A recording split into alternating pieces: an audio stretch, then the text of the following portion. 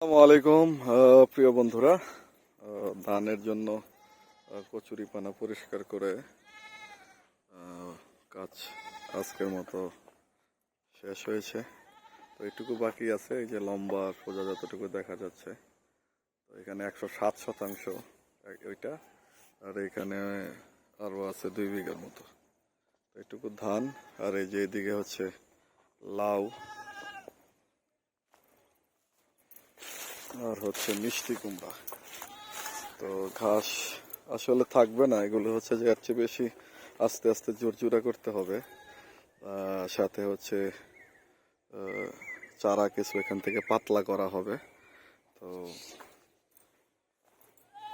সেই সাথে ভিতরে কিছু ভেজিটেবল হচ্ছে, তারপর মরিচ টরিচ এগুলো দেওয়া হবে। তা আসলে প্রথম বীজ লাগাতে হয় বেশি, কারণ মাটিটা হচ্ছে এঁটেল মাটি। তো বেশি বীজ না লাগালে তারপর অনেক বীজ দেখা যায় যে টিকতে পারে না, চারা দুর্বল হয়। তো সেই ক্ষেত্রে হচ্ছে যে পাতলা করে দেওয়ার একটা সুযোগ থাকে, বাছাই করে চারা রাখার একটা সুযোগ অপশন থাকে। তো সেই জন্যই হচ্ছে মূলত হলো প্রথম ঘন করে, যে এখন হচ্ছে যে মাটিটা ঝুরঝুরা করে এখানে হচ্ছে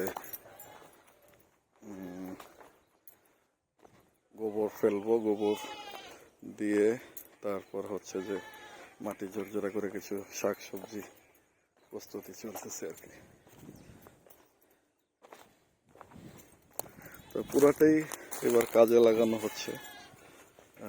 উঁচু জায়গা যেটা আছে সবটুকুর মধ্যেই সবজি,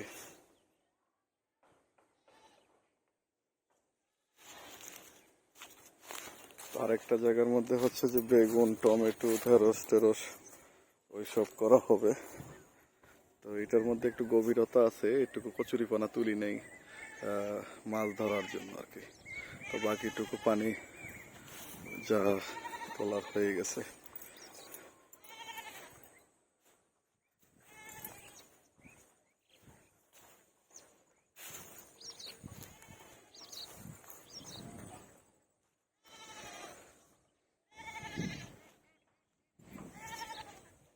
অনেক বক আসে, আজকে সাদা বক কম। সবাই ধান লাগানোর প্রস্তুতি নিচ্ছে, পরিষ্কার পরিচ্ছন্ন করে ফেলছে।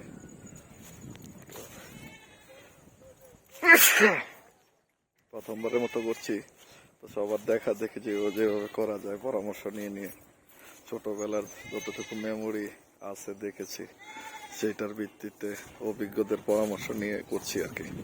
তো সবাই দোয়া রাখবেন যাতে চেষ্টাটা আর একটু ভালো করতে পারি, এবং আল্লাহর রহমত থাকলে, দয়া থাকলে ইনশাল্লাহ খারাপ কিছু আশা করছি না, আল্লাহ ভরসা।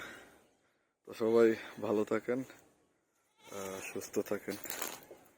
পরবর্তীতে মোটামুটি আপডেট দিব ইনশাল্লাহ। আসসালামু আলাইকুম।